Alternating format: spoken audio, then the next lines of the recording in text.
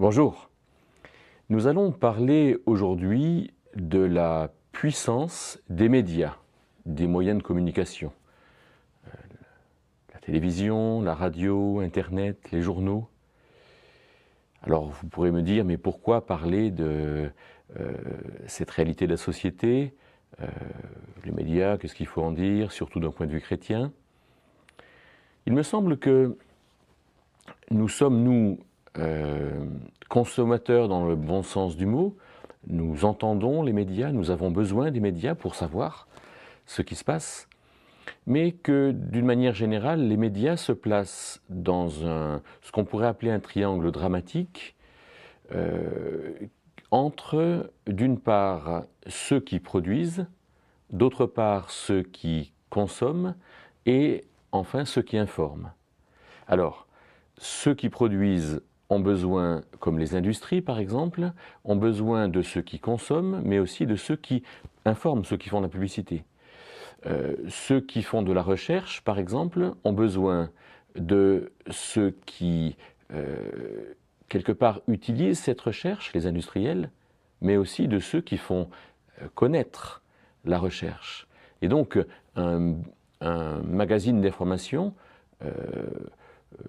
comme Science et Avenir, par exemple, qui va nous parler de la vulgarisation de la recherche, est à la fois entre ceux qui font de la recherche et ceux qui, finalement, consomment cette recherche. Et chacun a besoin de l'autre. Celui qui recherche, il a besoin de l'argent de celui qui produit. Mais celui qui produit a besoin des médias aussi pour faire savoir. Et donc il y a un triangle dramatique entre les médias, ceux qui produisent et ceux qui recherchent. Et alors nous sommes dans ce triangle dramatique parce que nous sommes, nous, consommateurs des médias. Il y a ceux qui produisent, il y a nous, et il y a les médias. Et donc, puisqu'il y a ce besoin, alors forcément l'information des médias est difficilement neutre, parce que les médias vont donner l'information de ceux qui produisent pour nous, mais ils ne diront pas, puisque ceux qui produisent payent, alors ils ne diront pas forcément que ceux qui produisent le font mal, puisque les médias sont payés par ceux qui produisent, et c'est vers nous qu'elles communiquent. Alors, vous me direz, oh là là, il y avait déjà le triangle des Bermudes, où les avions s'écrasent, où les bateaux disparaissent, et voilà un autre triangle dramatique, et qu'est-ce qu'on va faire avec ça? Eh bien, comme souvent, je propose une réflexion en 3 points, qui est relativement simple, peut-être simpliste, peut-être qui fera sourire certains. La première chose, c'est que, à mon sens, nous avons à être informés de ce que nous vivons. Parce que nous vivons quelque part et nous avons à vivre en connaissance de cause, à vivre dans notre culture. La deuxième chose, c'est de savoir finalement tout ce qui peut être mauvais. Et donc la troisième chose, c'est ne pas être dupe. Alors regardons ces 3 choses. La première, c'est d'être informé. Il est nécessaire d'être informé. Il est nécessaire de connaître ce que c'est qu'un tissu, ce que c'est qu'un ordinateur, ce que c'est qu'un parfum, ce que c'est que la musique, l'histoire, la radioactivité, etc. Et donc nous avons besoin d'être informés parce que nous avons à vivre dans notre société. Et Jésus était informé. Jésus, quand il était en face des pharisiens, des hérodiens, des sadducéens, les pharisiens qui étaient les religieux, les hérodiens qui étaient les politiques, les sadducéens qui étaient les philosophes, il les connaissait. Et il connaissait sa propre culture. Nous avons à vivre dans notre temps, nous avons à vivre dans notre culture, et la culture est un moyen de communication. Quand on ne sait rien, alors on ne peut pas parler de grand-chose. Et de ce fait, on ne peut pas vraiment aimer, puisqu'on ne peut pas aller vers notre prochain. Alors il faut savoir par exemple que dans ces 2-3 derniers jours, eh bien, les rafales de Dassault ont eu un échec, ce qu'on pourrait appeler un échec de vente au Brésil, le Brésil ayant à peu près sûrement opté pour les Kriegen des Suédois, les Saab. Bon, alors si on lit certains médias, on voit que le Rafale est invendable, quand on lit d'autres médias, on voit que le Rafale correspond à un créneau particulier dans lequel la France s'est posée, et ce n'est pas un échec que le Rafale ne soit pas acheté par d'autres nations. Alors voilà un exemple d'information, des faits qui fait qu'on peut éventuellement en parler. Alors regardons dans un deuxième temps, qu'est-ce qui peut ne pas aller dans la communication?